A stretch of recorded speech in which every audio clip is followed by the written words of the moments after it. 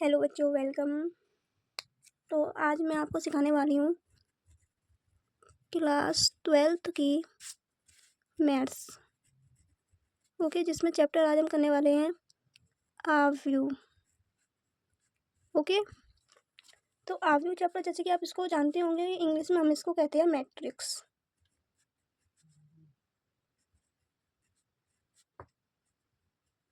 इसको इंग्लिश में कहते हैं मैट्रिक्स। तो मैट्रिक्स हमारी इस टाइप से होती हैं। कोई आयताकार, कोई रेक्टेंगल शेप की कोई आकृति होती है जिसकी हम उसमें शेप नापते हैं, जैसे कि एम पंक्ति तथा एम पंक्ति, ये वाली चीज पंक्ति होती है जो हम इस तरह से लिखते हैं, और स्तंभ होता है इस तरह से लिखा हुआ। तो एम पंक्ति और एन स्तंभ से बनी हुई आयताकार आकृति, आयताकार आकृति को हम ये कहते हैं आव्यूह, आव्यूह कहते हैं। ओके, अब इसको अगर लिखना चाहते हैं तो लिख सकते हैं एम पंक्तियां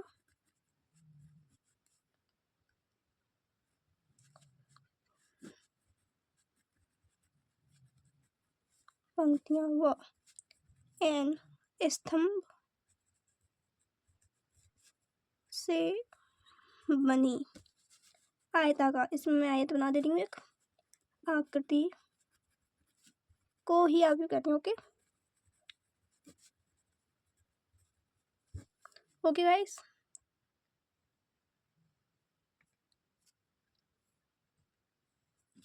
तो आव्यूह इसको कहते हैं। इसमें हम जैसे हमारा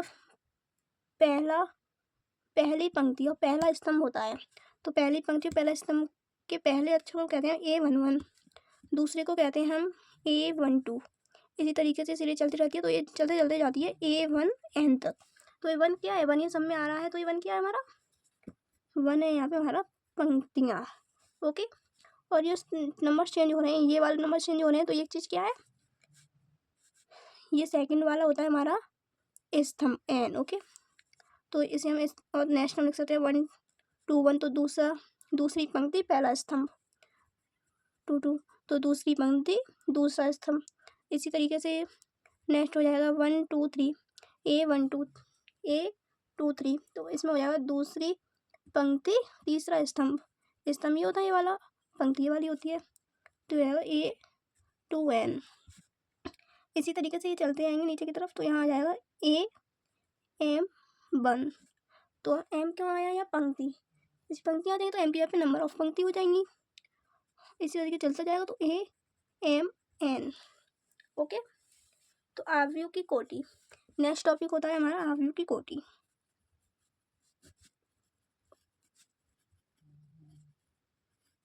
आव्यूह की कोटि, इसको हम कहते हैं order of A matrix.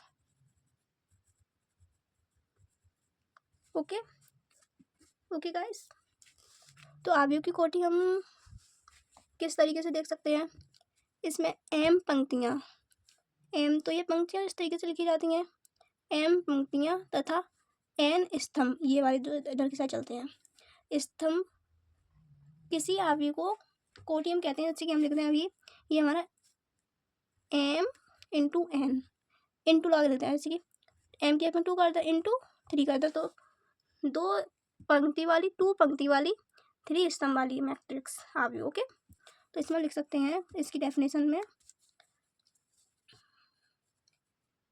M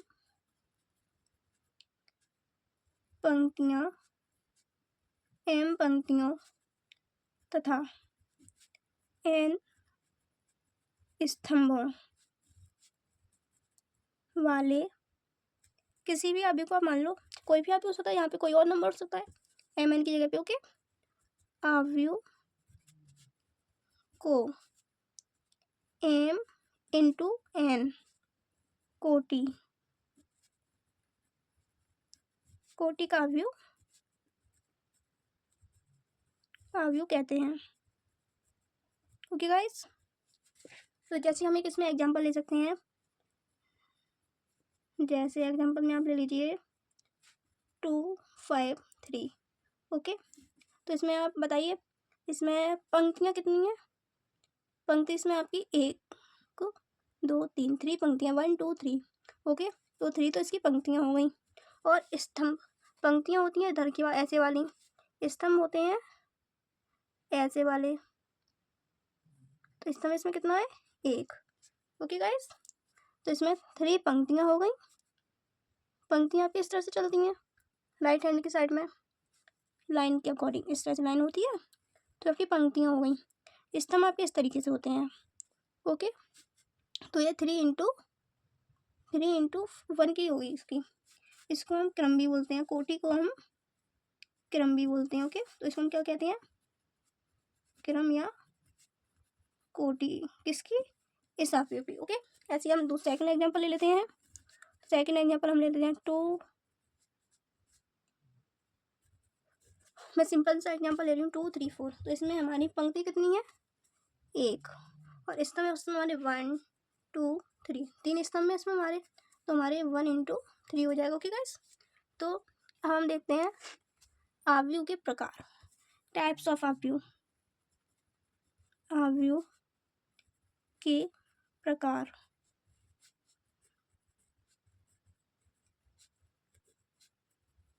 type of matrix, ठीक है। तो हम इसमें चलते हैं।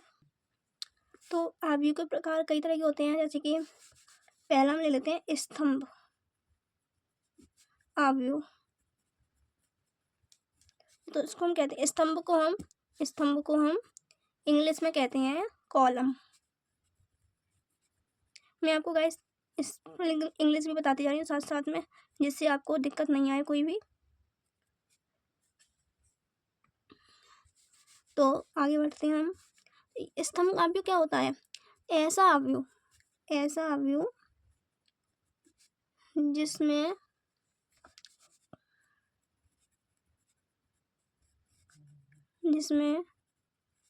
केवल स्तंभ हो, यानी कि स्तंभ हो। तो आप इसको ले सकते हैं, इसमें ओनली स्तंभ है, वो तो है ही नहीं इसमें। ये है गाइस, इसमें पंक्तियां भी हैं 3 और स्तंभ भी है 1। तो स्तंभ अभी हो गया। ठीक है, आप इसमें एग्जाम्पल जैसे में आप यहाँ पे कुछ भी नंबर से 5 ले लीजिए। और स्तंभ आप मतलब इसमें इसको आप इस तरीके से लिख सकते हैं सिंपल भाषा में,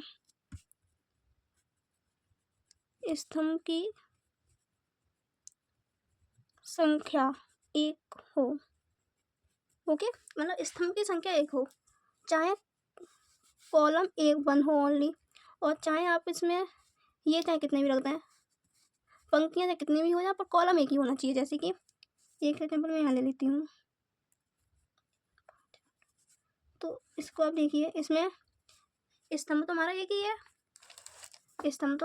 ही है, क्या बढ़ गया? इसमें पंक्तियां बढ़ गई। तो पंक्तियां चाहे हमारी कितनी भी हो, बस स्तंभ हमारा एक रहना चाहिए। ओके गाइस, ओके बच्चों, अब हम चलते हैं। ये हमारा पेज ही फुल हो चुका है, तो हम नेक्स्ट पेज ले लेते हैं। तो हम अपने नेक्स्ट पेज पर आ गए हैं। स्तंभ आव्यूह आपको मैं एग्जांपल दिखा रही थी स्तंभ आव्यूह के, जैसे इसमें आप कितने भी बढ़ा लीजिए। मैट्रिक्स में साइन हम इस तरीके से बनाते हैं। ओके, इसका आप ध्यान रखना, ये मैट्रिक्स का साइन होता है ऐसे करके।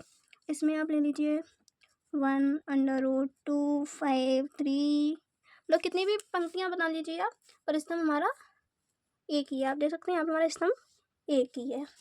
तो हम चलते हैं अपने नेक्स्ट पार्ट पे। इसकी है हमारा पंक्ति आव्यूह। इसको आप कह सकते हैं रो मैट्रिक्स।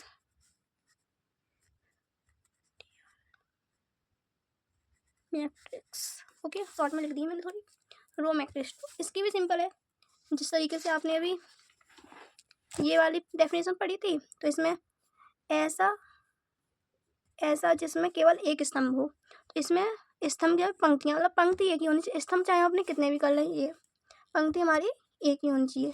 ओके गाइस, तो इसमें हमारी पंक्ति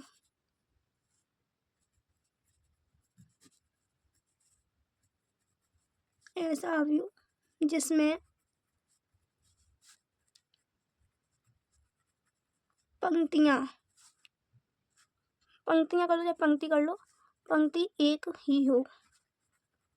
ओके, पंक्ति एक ही हो, स्तंभ चाहे हमारे कितने भी हों। यहाँ मैं एग्जाम्पल ले लूँ, ये इसी को ले लीजिए आप इस तरीके से। तो देखिए इसमें हमारी पंक्ति एक ही है, स्तंभ हमारे 4 है। तो इसकी कोटि बताइए मुझे, कोटि आप मुझे इसकी कमेंट में बताइए।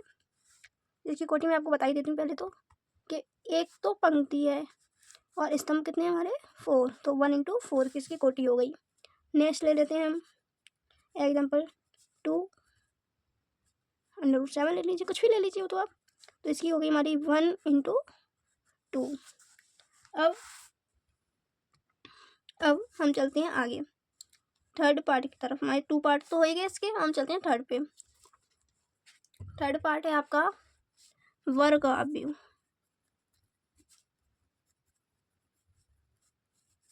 Square matrix. ओके, तो जैसे कि आप स्क्वायर जानते होंगे गाइस, जिसकी चारों साइड इक्वल हो, जिसकी चारों साइड इक्वल होती है उसको हम स्क्वायर कहते हैं, वर्ग। तो अब इसी तरीके से इसमें है ऐसा अवयव। मैं आपको डेफिनेशन गाइस बिल्कुल इजी सिंपल तरीके में लिखवा रही हूँ, जिससे आपको अच्छे से याद हो जाए। ऐसा अवयव जिसमें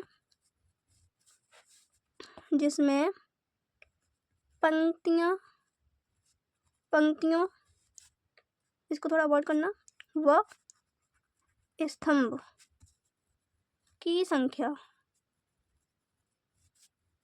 बराबर हो। ये गाइस ये तो आप जानते ही होंगे कि वर्ग में चारों साइड इक्वल होती हैं। अगर हम इसको ए मानेंगे, बी सी डी, तो चारों साइड ये हमारी बराबर होंगे। तो वही चीज़ इसमें पंक्तियों व स्तंभ की संख्या बराबर हो, मतलब कि इसका मतलब ये है कि एम मांगते थे हम पंक्तियों को, तो एम बराबर होना चाहिए एन के। इसका एग्जाम्पल आप देख लीजिए एक बार। जैसे आप अगर नोट्स बनाना चाहें गाइस तो बना सकते हैं। मैं वीडियो बहुत स्लोली चला रही हूँ, मैं पेज को ही बहुत स्लोली रफ पलट रही हूँ कि आप लोग अगर नोट्स बनाना चाहें अपनी इस डेफिनेशन से तो बना सकें। तो इसके एग्जांपल में आप कुछ भी ले लीजिए, इसमें 2 ले लीजिए। तो इसमें पंक्ति भी हमारी 1 है, स्तंभ भी हमारा 1 है, पंक्ति भी हमारी 1 है, तो दोनों चीज़ 1 है। तो इसमें m बराबर n हो गया, इसकी कोटि क्या हो गई 1 इंटू 1। नेक्स्ट हम ले लेते हैं, कुछ भी ले लीजिए अपने मन से आप एग्जाम्पल। तो इसकी पंक्ति इसकी कितनी हो गई 1 2, और स्तंभ कितने हो गए 1 2, तो 2 स्तंभ 2 पंक्तियाँ बराबर हैं। तो इसकी भी कोटि हो गई 2 इंटू 2। तो m equals to n, m equals to n।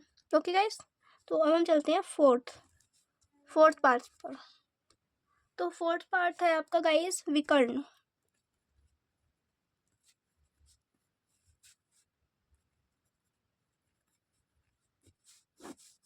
विकर्ण को हम इंग्लिश में कहते हैं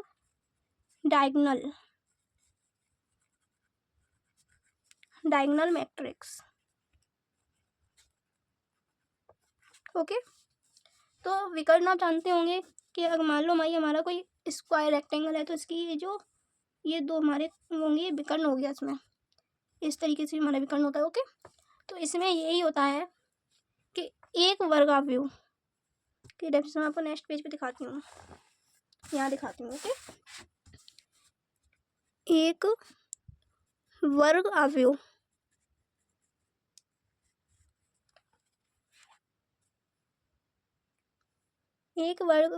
में विकर्ण के अलावा कहीं और कोई नंबर ना हो, अंक ना हो। ओके, मतलब एक वर्गाव्यूह में मैंने आपको ये बताया ही था, यहाँ पर ये बताया था मैंने वर्गाव्यूह को m इक्वल्स टू n होना चाहिए वर्गाव्यूह में।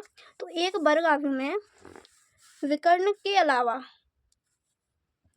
अलावा कहीं और कोई अंक ना हो, मतलब कि एग्जाम्पल ले लीजिए आप। जैसे तो वर्गाव्यूह हमारा 3 इंटू 3 का भी हो सकता है, तो मैं यहाँ पे 3 × 3 का अवयव ले रही हूँ, तो 5 0 0। देखिए इसमें पूरे में 0 0 है, बस हमारे इतने इतने पोर्शन में क्या है, नंबर्स हैं। ओके, तो इसको हम क्या बोलेंगे, एक विकर्ण अवयव। ये हमारा इस तरीके से भी हो सकता है। नेक्स्ट ले लीजिए आप।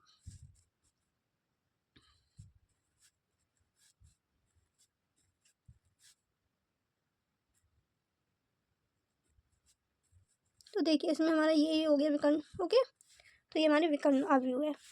ये तो चलो 3 × 3 का हो गया, ये भी 3 × 3 का है, इसकी कोटि भी 3/3 है, इसकी कोटि भी 3/3 है। अब ले लेते हैं 2/2 का। 2/2 का हमारा 2 लाइन्स में हो जाएगा।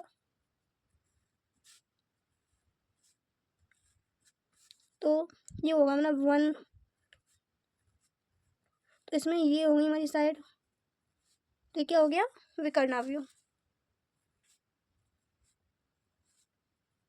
इसमें ये साइड हो गई, तो ये क्या हो गया, विकर्ण अवयव। ये हमारा कितनी कोटि का है, 2/2 का। ये भी हमारा 2/2 का है। ओके गाइस, तो हम चलते हैं नेक्स्ट पार्ट, नेक्स्ट टाइप पर। आपका अगला टाइप है फिफ्थ। फिफ्थ टाइप है आपका अदिश।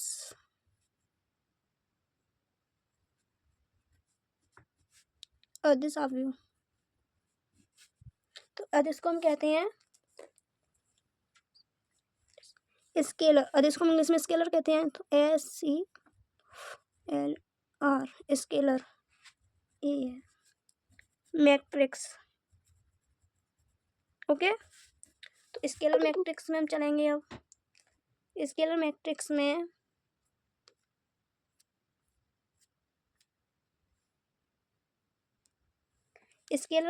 में गाइस एक विकर्ण अवयव तो होता ही है, विकर्ण अवयव होता है, बट इसमें हमने यहाँ पे ले लिए यहाँ पे 5 2 7, बट इसमें ये नंबर सेम होने चाहिए। इसमें हम ले लेते हैं एक विकर्ण अवयव। एक विकर्ण अवयव जिसके सभी अवयव कह लो, अंक कह लो, समान हो। ओके, एक विकर्ण अवयव जिसके सभी अवयव समान। अगर इसको आप लॉन्ग टाइम में लेना चाहते हो तो आप लिख सकते हो नेक्स्ट डेफिनेशन इसकी। फिर आपको ये वाली डेफिनेशन रिपीट करनी पड़ेगी, विकर्ण अवयव वाली। एक वर्ग अवयव जिसमें विकर्ण की तरह से सारे अवयव लिखे हों, बट तो वो सारे अवयव समान हो। तो ये डेफिनेशन थोड़ी बड़ी हो जाती है, इसलिए उससे नहीं लिखते। ठीक है, इसके एग्जाम्पल देखिए। तो हमें विकर्ण अवयव लेना, तो सीधी सीधी बात है, जितने पंक्ति उतने स्तंभ। तो ले लेते हैं 2/2 का लेते हैं पहले। चलिए 2 ही ले लेते हैं। तो ये क्या हो गया, ये देखिए विकर्ण अवयव तो है ही आपका, बट इसमें जो अवयव हैं वो हमारे कैसे हैं, समान, सेम है सारे अवयव। हम नेक्स्ट एग्जाम्पल ले लेते हैं। अब फर्स्ट हो गया, सेकंड ले लेते हैं। कितने का है, 2/2 की कोटि है इसकी। सेकंड ले लेते हैं एग्जाम्पल, थोड़ा बड़ा ले लेते हैं ये, तो हम ले लेते हैं 5।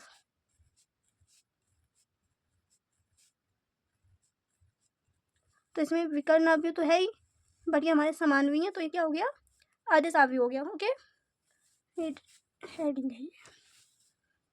हम चलते हैं नेक्स्ट टाइप पर। देखिए हमारा नेक्स्ट है 6 टाइप है हमारा। ये है तस्मक अवयव। क्या है ये, तस्मक अवयव। तस्मक अवयव। ओके, इसमें हम तस्मक अवयव देखते हैं, इसकी इंग्लिश। तो बच्चों तस्मक अवयव को हम इंग्लिश में कहते हैं आइडेंटिटी मैट्रिक्स। क्या कहते हैं, आइडेंटिटी मैट्रिक्स। तो ये इसकी सीधी सी डेफिनेशन है। अभी आपने नीचे सीखा था सदिश अवयव। इसमें क्या होता है, विकर्ण अवयव में जिसके सभी अवयव सेम होने चाहिए, है ना। तो इसी से थोड़ा सा ट्विस्ट है इस वाले में कि विकर्ण अवयव से लेते हैं विकर्ण अवयव के सभी अवयव एक होने चाहिए। क्या होना चाहिए? 1। मतलब सभी अवयव की जगह पे यहाँ पे 1 होना चाहिए। जैसे विकर्ण अवयव आपने 2 5 ले लिया था, 2 ले लिया था, 7 ले लिया था, तो इनकी जगह पे क्या होना चाहिए? 1। क्या होना चाहिए? ओनली 1। ओके, 1 होना चाहिए। तो इसके एग्जाम्पल ले लीजिए आप। इसमें क्या है, हम 3/3 का लेते हैं तो 0 1, तो ये विकर्ण अवयव बन गया और इनके जो हमारे अवयव है वो बन भी हैं। नेक्स्ट ले लीजिए, 2/2 का ले लीजिए। चलिए, तो ये विकर्ण अवयव, इसके अवयव भी हमारे बन हैं। इसकी कोटि 3/3 की है, इसकी कोटि 2/2 की है। तो नेक्स्ट आपका जो टाइप है, हम चलते हैं टाइप 7 पर। तो जो आपका टाइप 7 है वो है शून्य अवयव। शून्य तो आपने सुना ही होगा, 0 0, तो इसको हम कहते हैं 0 अवयव, 0 मैट्रिक्स। ओके, तो ये है 0 मैट्रिक्स। इसमें सीधा सीधा है, इसके सभी अवयव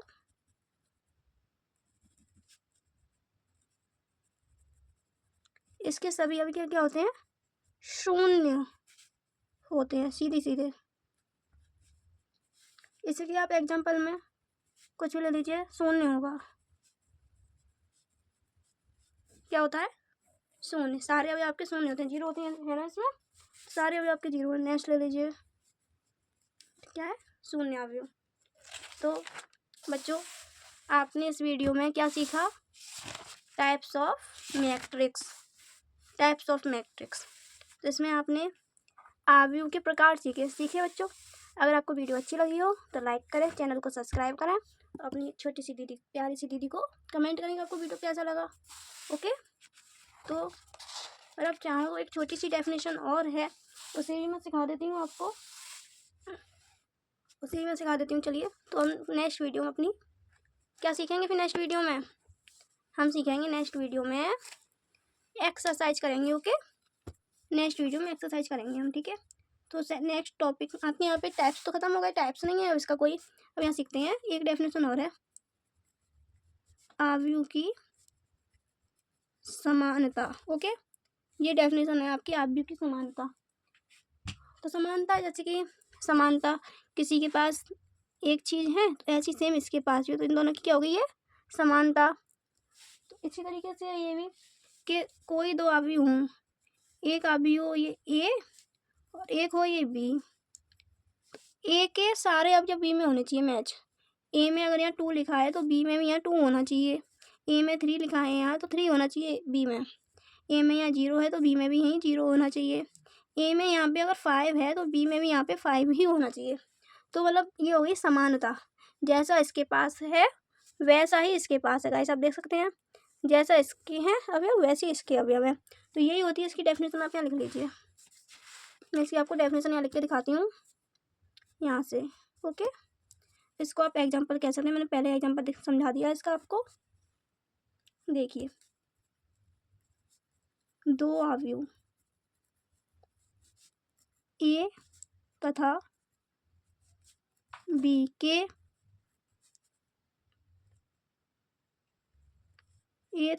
के सभी अवयव समान कोरों पर हों। समान कोरों पर, कोर किसे कहते हैं? जैसे कि यहाँ पे अगर पहले स्तंभ की पहली पंक्ति में 2 लिखा है तो इसमें भी पहले स्तंभ के पहली पंक्ति में 2 ही होना चाहिए। ओके गाइस, ओके बच्चों, हो तो उसे समानता अवयव कहते हैं। ओके, एग्जाम्पल में आप ये लिख सकते हैं, डेफिनेशन मैंने करा दी।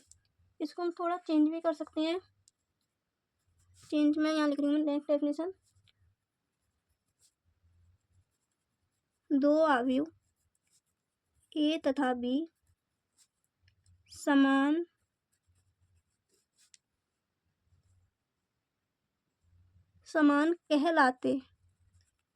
कहलाते हैं यदि यदि वे समान कोरों ओके के अवयव, दो अवयव ए तथा बी समान कहलाते हैं कि यदि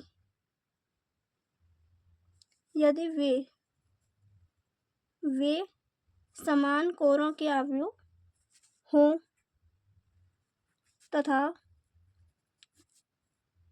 ए के संगत बी के भी अवयव हों। ओके, तो आपको डेफिनेशन आपकी थ्योरी पोर्शन कह लीजिए से या इंट्रोडक्शन कह लीजिए इस चैप्टर का, वो कंप्लीट हो गया। कि मैं देखिए अभी तो बेकार है इधर। ओके।